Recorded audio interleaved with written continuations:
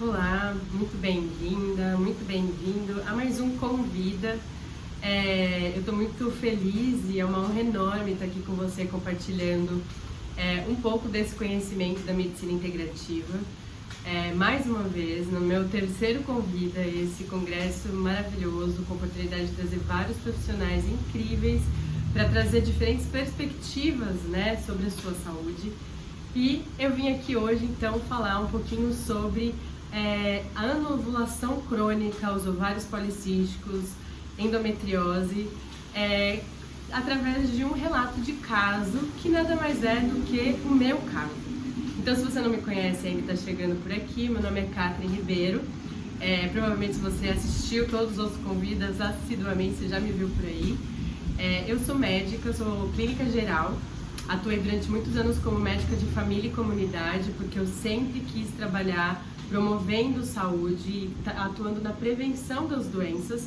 E logo depois que eu saí da faculdade, vou atender no SUS, eu percebi que eu não tinha essa bagagem para falar sobre o que saúde, como prevenir as doenças. E aí foi então que eu conheci o Ayurveda e vi a importância do autocuidado, da autoobservação, a importância da alimentação nos distúrbios nutricionais e na nossa saúde em geral, né?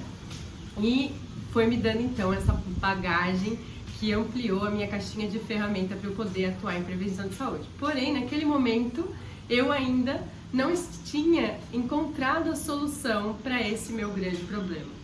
Então, desde os meus 15 anos, quando eu tive a minha primeira menstruação, a minha menarca, eu percebi que minha menstruação era bagunçada, ela vinha a cada 1 ano, 2 anos, né? Ela estava bem lenta nesse processo. Porém, eu sou filha de pai e mãe, ginecologista e obstetra, e aí eu fui questionar o que acontecia comigo, e eles me disseram, não, fica tranquila que isso é normal, né? Ter essa irregularidade no começo, leva-se um tempo para o seu ciclo, né, hipotálamo, hipófise, glândulas sexuais se ordenarem, então você poder ter uma menstruação regular. E eu fiquei tranquila com aquilo. Porém, eu percebi que com o tempo, os meus ciclos foram se encurtando, então eu menstruava a cada 6 meses, a cada 3 meses, era muito bagunçado, quando vinha eu sangrava muito, eu tinha acne, e aí então a coisa não estava melhorando. E aí a resposta foi, então toma anticoncepcional para você regularizar o seu ciclo. E aí eu perguntei, mas então se eu tenho problema de deficiência de hormônio, para eu ter que tomar hormônio?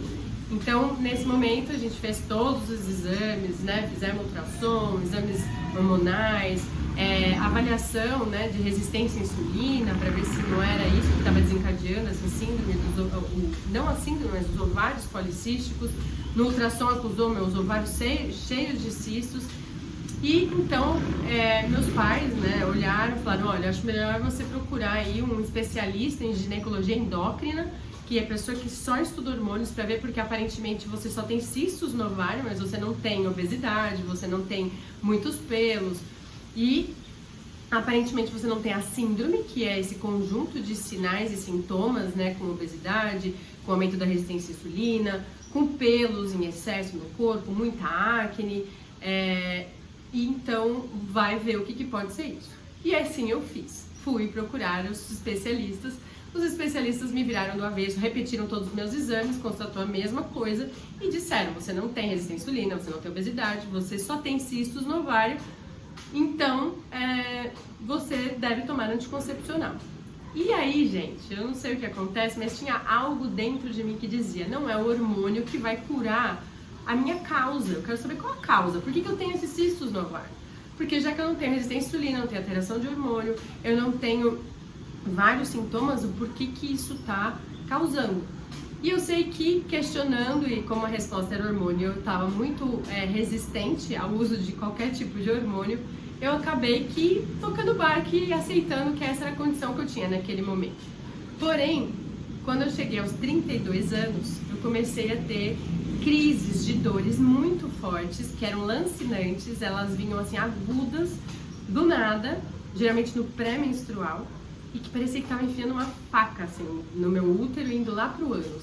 Aí eu falei, bom, agora já tem dor aí, é uma coisa que pra mim não era tão habitual, eu tinha muito sangramento, tinha que tomar Noripurum, né, o sulfato ferroso na veia, por conta de falta de ferro, desenvolvia anemia ferropriva por tanto sangramento, mas eu não tinha esses quadros de dores incapacitantes. E aí eu fui novamente investigar, fiz ressonância pélvica, e aí constatou que eu tinha focos de endometriose no meu, na cavidade abdominal, mas eram poucos focos. Foi até recomendado durante um momento fazer a videolaparoscopia, né, que é um exame mais que você coloca as canulazinhas para investigar melhor e ver esses focos, onde estão, como estão, fazer uma biópsia e fechar esse diagnóstico, né, até aquele momento era assim que se fazia. Porém, eu também relutei, falei, eu não quero ninguém me furando, eu não quero colocar nada aqui, eu quero encontrar a causa desse problema. E aí, então, eu acabei que nessa época indo morar na Colômbia e eu assistindo, né, fui buscar, enfim, outras ferramentas de estudo, porque eu ainda sentia que eu não estava pronta para fazer a medicina que eu queria, que eu acreditava que tivesse integrada, de fato, né, esse conhecimento da medicina ancestral ayurvédica com a medicina atual, alopática. E aí, eu pesquisando, vi um vídeo que me pareceu muito interessante sobre medicina funcional e acabei indo atrás desses profissionais. Então eu fui numa palestra, achei muito curioso, muito interessante, fez muito sentido para mim, porque trazia muito esse olhar, né, das causas dos problemas, entendendo o ser multifatorial, né, sistêmico no seu aspecto físico, mental, emocional, espiritual, social, né? E aí então eu passei em consulta com um desses médicos, que para mim foi um grande mestre, Dr. Carlos Jaramillo.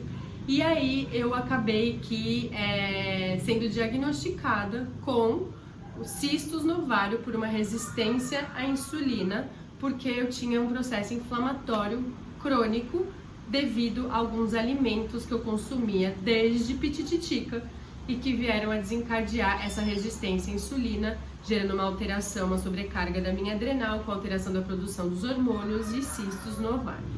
Então, a partir disso, eu falei, nossa, isso pra mim realmente faz sentido. Aí foi determinado para eu evitar durante 3 meses o consumo desses alimentos que estavam me gerando inflamação. E esses 2 alimentos para mim eram o glúten e o leite derivados. Eu já falarei um pouquinho mais sobre eles aqui para você. E aí então eu fiz esses 3 meses de dieta de eliminação. Tirei esses 2 alimentos da minha vida, fui bem categórica, fui bem bonitinha ali fazendo a minha eliminação. E nesses 3 meses eu havia menstruado 2 vezes. E aí pra mim isso já foi uma grande surpresa, porque eu menstruava a cada 3, 6 meses, já tinha ficado 1 ano, fui considerada até uma menopausa, né, uma menopausa investigada, né, se eu tava nessa menopausa precoce por conta dessa não menstruação por 1 ano, mas em 3 meses, fazendo isso bonitinho, 2 vezes que eu já tinha menstruado, eu falei, tem algo aí. E aí eu continuei, lógico que eu precisei suplementar algumas vitaminas e minerais também para ajudar nessa questão da resistência insulínica. Fiz essa suplementação durante 1 ano e aí eu percebi que com o passar do tempo esse meu ciclo foi se encurtando. Então eu comecei a menstruar a cada 50 dias, depois de 1 ano eu já estava menstruando a cada 40 e, só para resumir a ópera, depois de 5 anos eu já estava tendo um ciclo bonitinho a cada 28, 30 dias, né, o que é considerado completamente normal.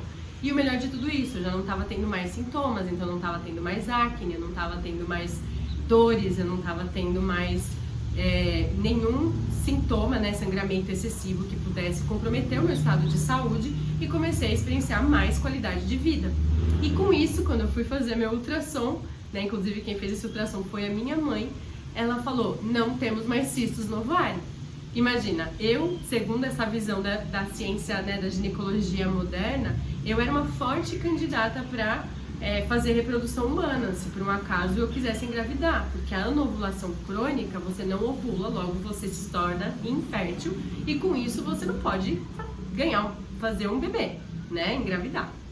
Então, para ela também foi uma grande surpresa. Por quê? Porque dentro do olhar da medicina convencional alopática, era uma condição que dificilmente, né, existem algumas terapias que podem ajudar, sim, na reversão desses quadros. O uso de hormônio às vezes resolve, sim, né? Mas dentro desse olhar mais integrativo, mais holístico, sem uso de hormônios, é praticamente algo quase que impossível ao olhar dela, por exemplo, naquele momento. É lógico que hoje ela já é uma pessoa que olha para a paciente de uma forma diferente, então toda essa minha vivência, esse meu processo também agregou muito na forma como ela age com os pacientes dela hoje, né?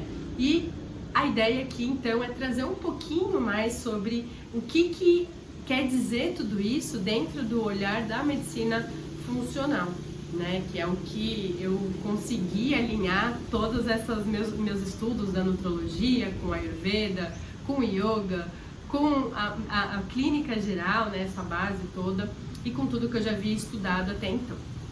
Então, o que acontece, né? Existem várias formas da gente olhar para o mesmo problema. Eu não estou aqui para dizer que o que eu vou falar para você é a única causa, né, ou única forma de olhar para a síndrome dos ovários policísticos, endometriose, ovulação crônica.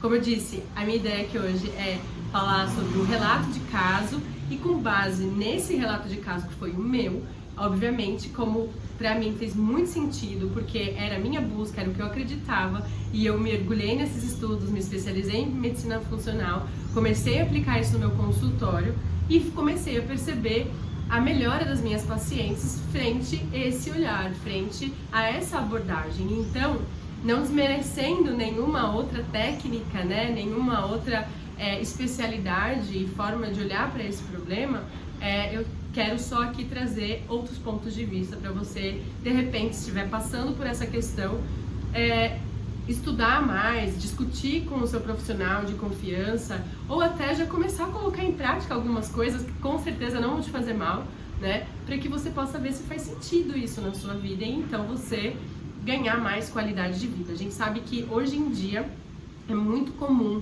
as mulheres experienciarem alterações no seu ciclo menstrual.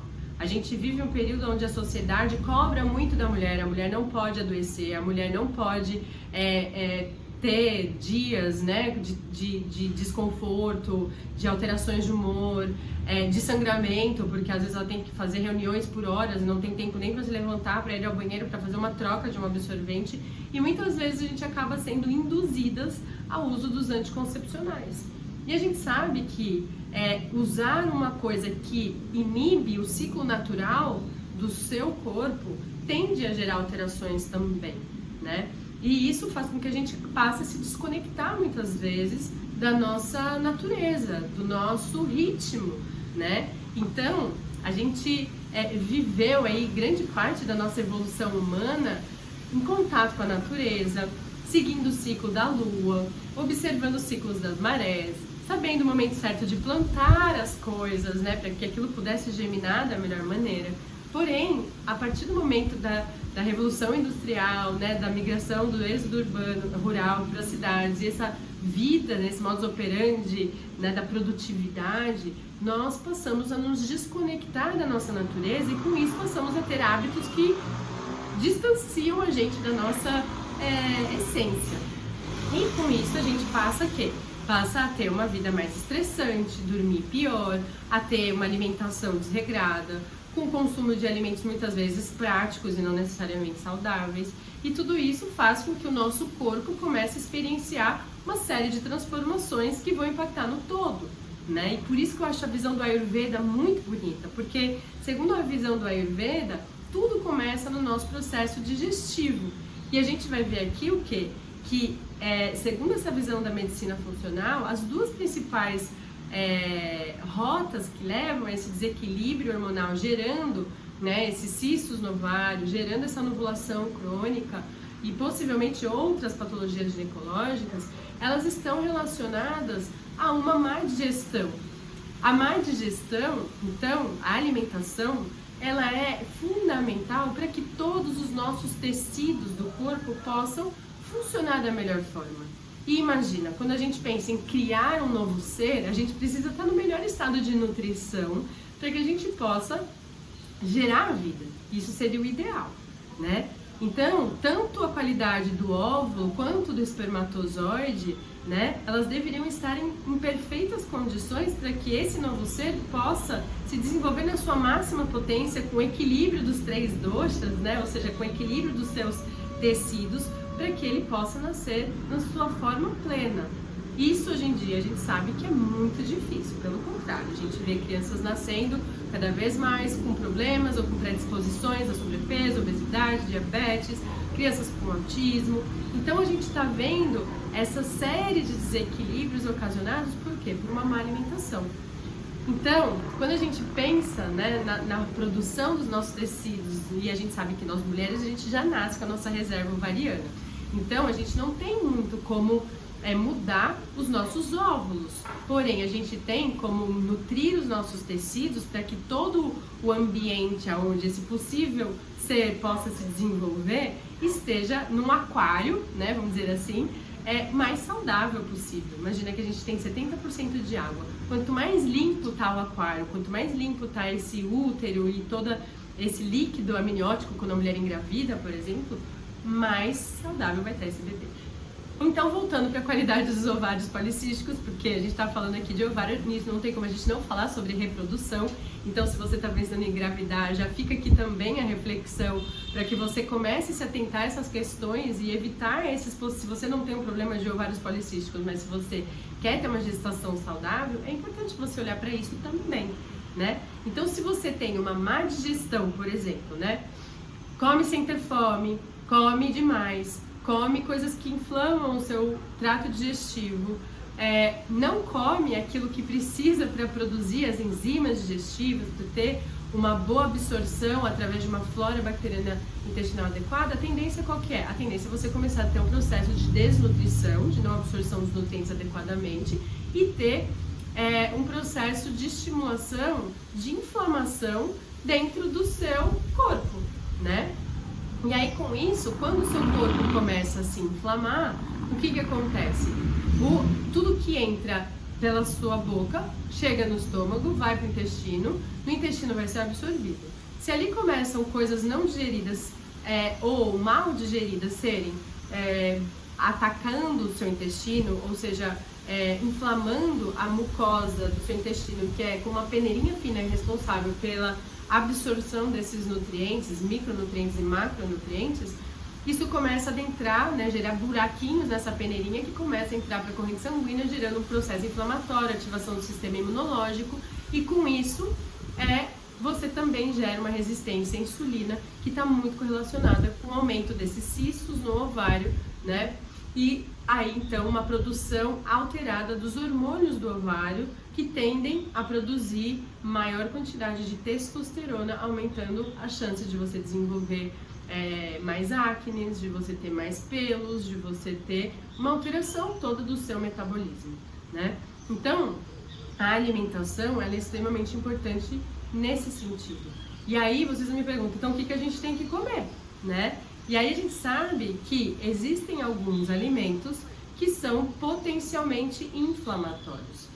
E aí a gente vai cair naqueles alimentos que são processados, ultraprocessados, né? Então tudo que vem em latinha, caixinha, pacotinho, saquinho, com corante, conservante, aqueles aromas artificiais de não sei o que, corante amarelo crepúsculo, tudo isso vai gerar uma alteração e inflamação do seu corpo. Além do mais, né, a gente tem a questão do quê? A gente tem a questão de alimentos que, por modificação genética, como por exemplo, e pela quantidade, né, como por exemplo o glúten, né?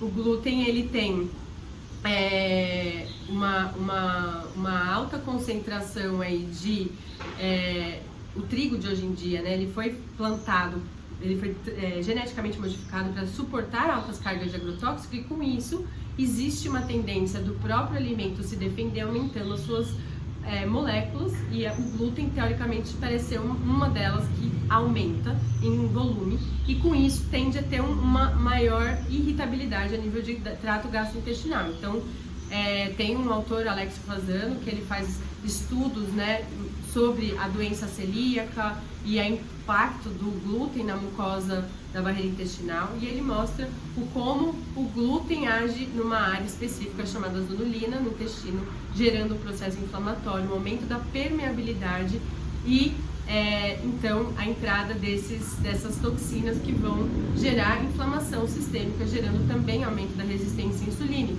Então, existem muitos artigos mostrando que a infertilidade está muito relacionada ao consumo de alimentos que contenham farinha de trigo, centeio e cevada, que é aonde tem aí essa molécula do glúten. Então é algo que a gente precisa se atentar. É lógico que tem pessoas que têm um processo de intolerância mais severo, desenvolvendo uma doença celíaca, outras pessoas têm um processo mais sutil, mais de sensibilidade, mas é importante você avaliar com o seu profissional de confiança se existem testes genéticos para você fazer em relação a isso, anticorpos para você ver se você tem intolerância ou não. E existe também essa dieta de eliminação, que você fica aí sem esse alimento por pelo menos 21 dias e depois você reintroduz e observa durante uns 4 dias como o seu corpo reage, para você saber se você tem ou não alguma intolerância a esse alimento. E muitas vezes esses sintomas são sutis, eles aparecem em forma de um muco, de uma coceira no corpo, de uma pele mais áspera, de umas bolinhas, de uma acnezinha, né? E às vezes a gente não leva isso em consideração, porque não é uma resposta imediata, geralmente leva alguns dias para isso acontecer, mas que é importante você começar a se atentar caso você venha apresentar alguma desordem desse nível. E aí, então, a gente tem, né, então, hoje em dia, eu sei que é desafiador, mas se a gente conseguir evitar, né, esses alimentos em pacotinho, né, bolacha, biscoito, pão, até a própria cerveja, né, que muita gente gosta, isso é algo que já vai ajudar o seu corpo a desinflamar. Então eu sempre falo, vai mais à feira, menos ao supermercado, não precisa comer pão todos os dias. Hoje em dia existem também uma gama de alimentos sem glúten. Isso não quer dizer que esses alimentos sejam saudáveis. Não ter glúten, não ter lactose, não ter gordura, ser diet, ser light, não quer dizer ser saudável. Então a gente precisa se atentar a isso também, porque existe um marketing em torno dos produtos alimentícios para quererem vender, e muitas vezes eles caem nos modismos, né? A partir do momento que a gente começa a ter consciência do impacto de determinadas coisas na nossa saúde, eles querem fisgar a gente de outras formas, oferecendo água sem glúten, o que não faz o menor sentido, mas tem gente que compra achando que está sendo saudável, comprando água sem glúten, pagando 10 vezes mais caro. Então, vamos nos atentar a isso também, ter um pouco de discernimento nessas horas para entender que se vende, se tá na caixinha, no pacotinho, na latinha, e estão dizendo que tem algo ali que, se não tem, foca no que tem. Olha o que tem no ingrediente. Ao invés de falar, não tem isso, não tem aquilo, o que tem? Fica aqui uma dica. E aí, então, outro alimento que estava me inflamando muito eram os queijos. Então, eu já não comia leite há muito tempo, não tomava leite há muito tempo, né? Peguei um bode de leite depois que eu fui pra Índia tomando chai. E lá eu parei de tomar leite porque eu comecei a ver que as vacas comiam lixo, e aí eu fiquei com nojo do leite, de ver aquelas vacas comendo lixo, o povo tirando leite das vacas e fazendo chai. Então saiba que tudo aquilo que o animal come vai constituir, né, esse upadato, que é o subtecido, o produto do tecido principal, que vem da digestão, né, de rasa dato, e isso vai gerar aquele alimento. Então, eu parei de comer leite, mas o queijinho, né? Poxa, tira tudo menos o meu queijinho. E eu ainda comia queijo gordo, então eu gostava de parmesão, grana padano, esses que não tem a caseína, que é aquela proteína altamente inflamatória. Mas eu ainda tinha o consumo desses alimentos e era outra coisa que estava gerando intolerância para mim. Então, leite derivados, né? Leite da vaca é pro bezerro. A gente sabe que 70% aproximadamente da população no mundo adulta, não tem mais a enzima que digere a lactose, que é a lactase.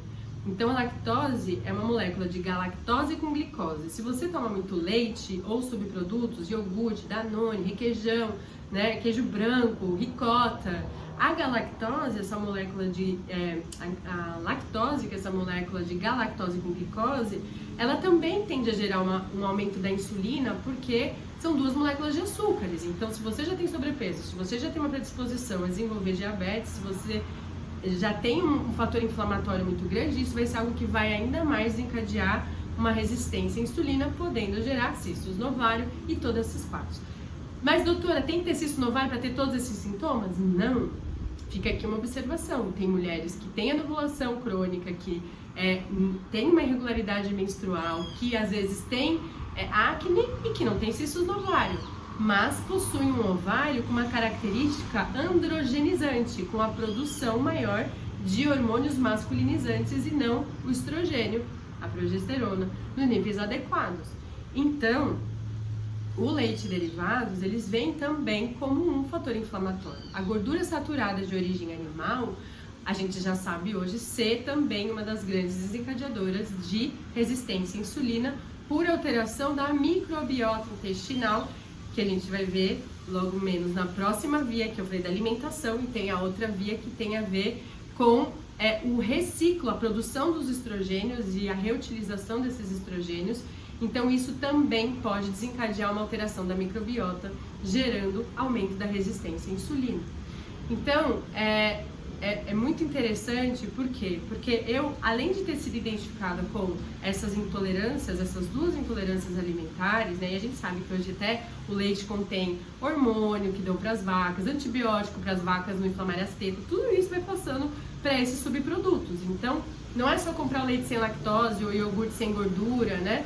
É entender o que é que contém ali, da onde está, qual a qualidade de saúde desse bicho que está te oferecendo aquele determinado alimento que vai constituir os seus tecidos, né?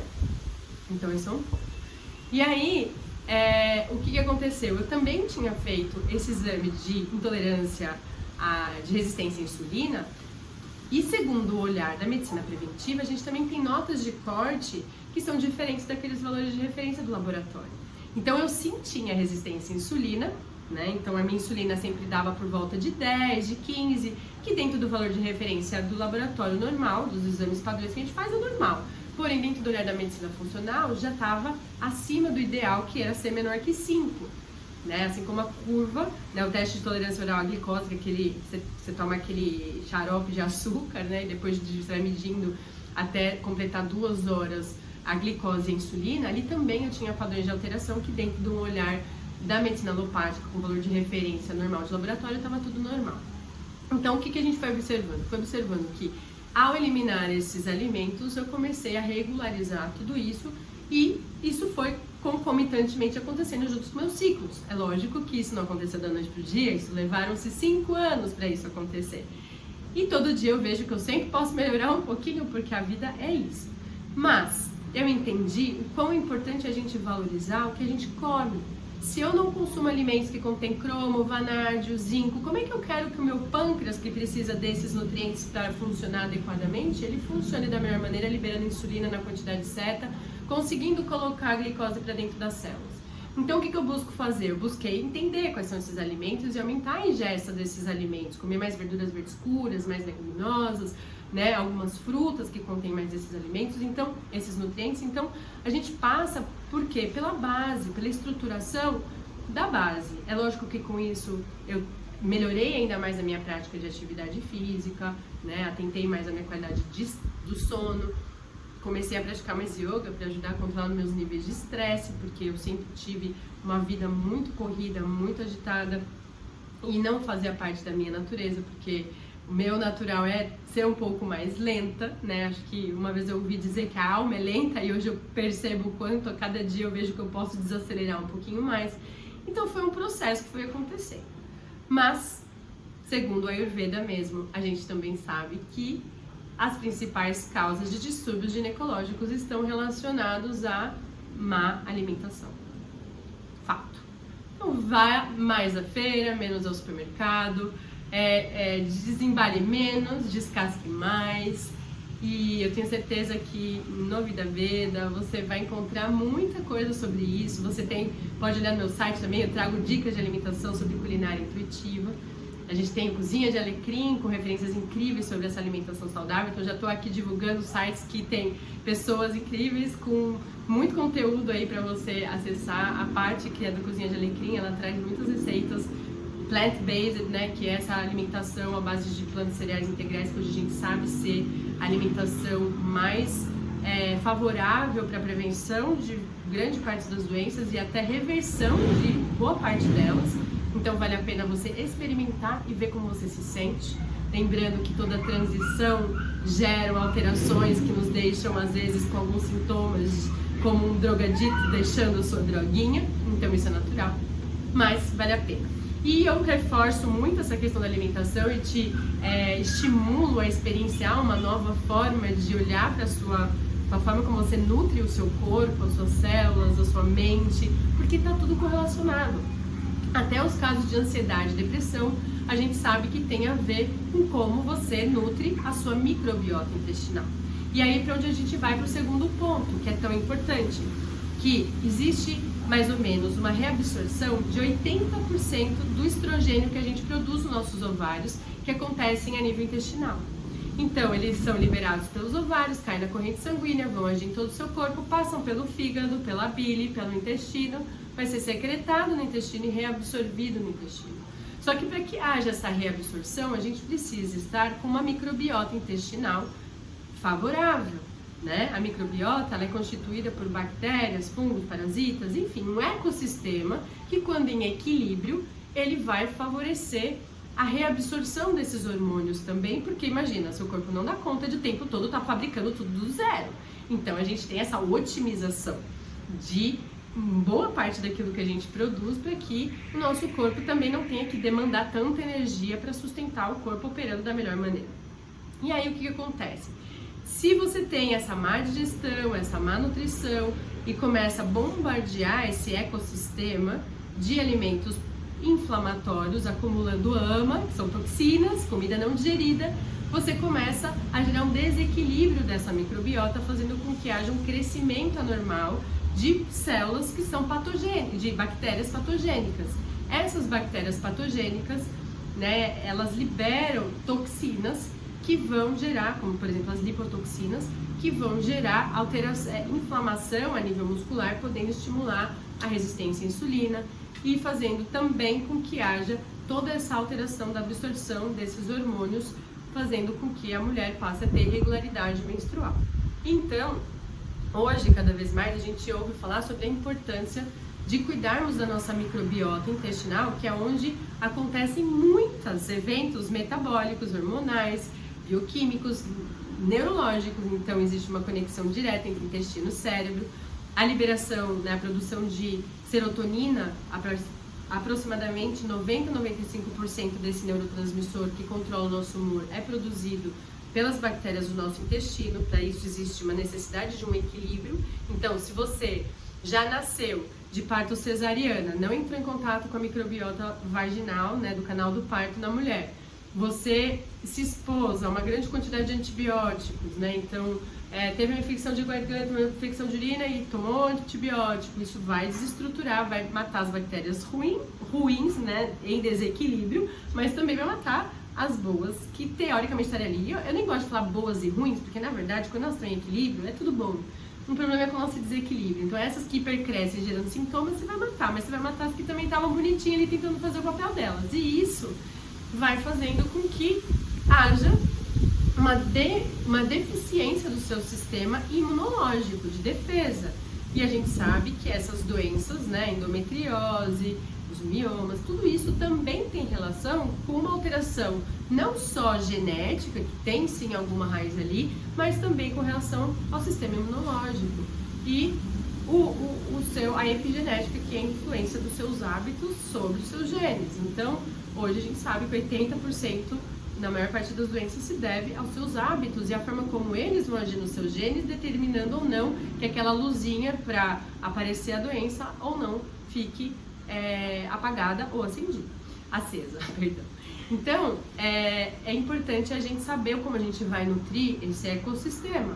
Se você também tem, por exemplo, muito estresse na sua vida, dorme tarde, né, isso também vai alterar a microbiota intestinal. Então, a gente vai somando tudo isso, uma alimentação. Aí você come alimentos que são processados, ultraprocessados, que vem tudo em plastificado e você enfia aquele plástico no micro-ondas, aí já libera bisfenol A. Esses alimentos também agem como xenoestrógenos, né, ou a gente chama de esses moduladores que interferem nos receptores endócrinos, né? Isso vai fazer com que haja toda uma transformação, uma alteração do seu sistema neuroendócrino. Então, evitar esses alimentos que são empacotados e enlatados, mais uma vez, eles também vão ajudar você a evitar essas outras fontes. Se você está comendo a lata, você tem alumínio, você tem bisfenol A. Se você está comendo o plástico, você tem bisfenol A, que você vai pôr lá já vem, você vai pôr no micro-ondas, você vai esquentar no forno, aquilo vai liberando todas aquelas substâncias que vão se acumulando. Você vai comer um peixinho, um atum, um salmão, achando que está sendo saudável para comer um peixinho do mar, só que esses peixinhos estão ali nadando em nanoplástico, e tudo isso também vai interferir no seu sistema hormonal, né? Então, esses xenobióticos, né, essas substâncias que interferem nos receptores hormonais, elas também podem ser desencadeadoras de todo esse quadro. E para isso, a gente precisa começar um processo de limpar esse aquário, limpar esse oceano que somos, e isso leva tempo, leva determinação, leva força de vontade. Precisamos querer estar nesse lugar, porque nenhum médico vai poder te fazer isso. É possível, às vezes, a gente dar uma capsulinha para suplementar uma coisinha ou outra que está faltando, para ajudar a dar um empurrãozinho, pegar um pouco no tranco, né?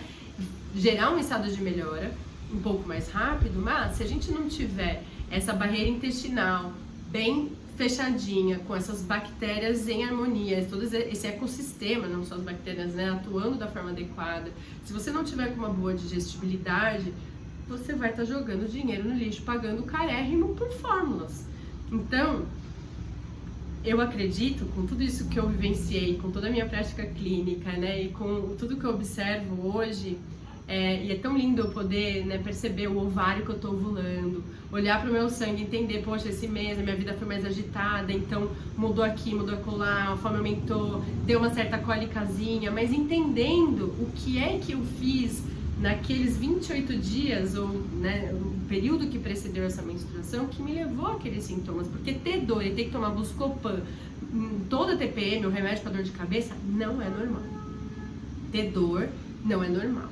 Mas o nosso ciclo, o nosso período menstrual, ele nos mostra tudo o que a gente fez nos 28, 30 dias que precederam esse ciclo. Por isso é que é tão importante a sua auto-observação, para que você seja capaz de praticar o que a gente fala no yoga de swadhyaya, o autoestudo, e você então entender, e tapas, né, que é empenho, para que você possa entender quais são os seus karmas, ou seja, as suas ações e reações, como que aquilo que você faz gera um resultado muito precoce, até rápido demais, mas que muitas vezes a gente ignora, vai empurrando com a barriga, vai tomando um remedinho aqui, acolá, um Buscopanzinho, uma Neosaldina, achando que tá tudo bem. Só que não, é uma grande oportunidade pra gente parar, observar, entender o que o nosso corpo está nos sinalizando, para que então a gente possa oferecer o melhor para ele. E é lógico, se você já tem um caso avançado, se você já tem um caso que está te gerando, né, uma alteração da qualidade de vida importante, é sempre importante você buscar um profissional da sua confiança, com a abordagem que você acredita, se é que você precisa naquele momento, para que você possa investigar o seu caso e saber até onde dá para você ir de uma forma mais natural, onde você precisa de uma intervenção farmacológica. Às vezes a gente precisa e tá tudo bem. A medicina também evolui para isso, né, para que a gente possa utilizar desses artefatos quando necessários, ou mesmo até uma cirurgia que às vezes se faz necessária quando já chegou num ponto de evolução aonde a reversão é difícil, ou os sintomas que possam apresentar, as consequências possam ser maiores do que não operar. Então às vezes é necessário, principalmente nos casos de endometriose mais agressivos, né? Mas você tendo esse olhar já faz com que você possa evitar com que, por exemplo, se você tiver que ser submetida ou já tivesse submetido a um procedimento cirúrgico, você evite de ter que fazer um novo procedimento cirúrgico, porque se você não for na causa, aquilo vai voltar. Então não adianta você querer ficar enxugando o chão, passando o rolo e deixar a torneira aberta, você vai passar a vida enxugando o chão. É preciso a gente fazer o que no Ayurveda a gente chama de Nidana Parivardhana, que é ir na causa dos problemas. Na medicina funcional, a gente sempre olha para as raízes dessa árvore que a gente já e entende da onde vem isso. É genético? É ambiental? É emocional? É mental? É bioquímico, o que é, né, nutricional, de onde isso vem. E aí, através de uma equipe multidisciplinar, muitas vezes a gente busca essa ajuda para que a gente possa ter essa abordagem sistêmica. Então, como você vê, começamos de dia, que já anoiteceu, e eu chego aqui ao final desse relato, né, trazendo um pouco aí de base também, mais teórica, para tudo isso que eu quis, essa visão da medicina funcional, com um pouquinho de yoga e ayurveda aí, para você ter um olhar diferente sobre a anovulação crônica, os cistos, os ovários policísticos, né, que não necessariamente é considerado uma síndrome, e tampouco a ausência dos cistos também pode gerar esses sintomas, como a gente viu, né, com relação ao ovário androgenizante, que também leva a esse quadro.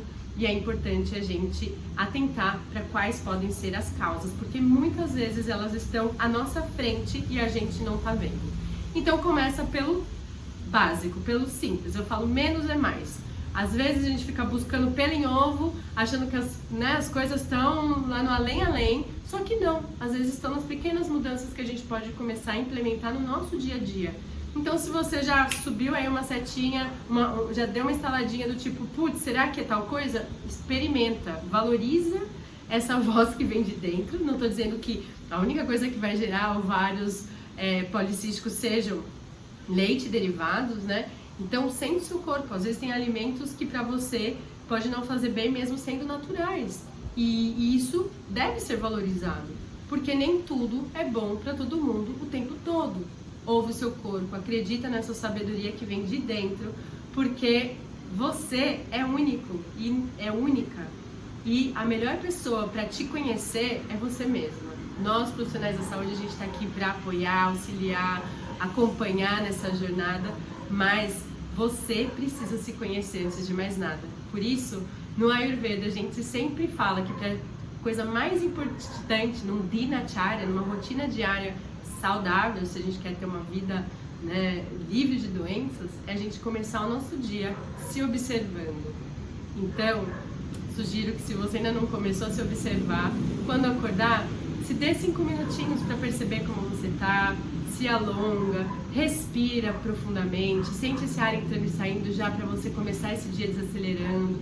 Veja se seu corpo está dando algum sinal de que algo não vai bem, anota, tenta buscar uma interpretação para isso, por que será que eu acordei dessa maneira, que a resposta vem e você vai trazer um olhar muito mais focado naquilo para evitar de tornar aquilo um hábito que vai te gerar problemas lá na frente. Então eu espero ter contribuído aqui, trazido algo de valor para sua vida hoje. Tamo junto, conta comigo. Mais uma vez agradeço a oportunidade de estar aqui, agradeço ao Matheus e toda a equipe do Vida Veda por esse convite e deixo um beijo enorme no seu coração. Até breve. Tchau, tchau.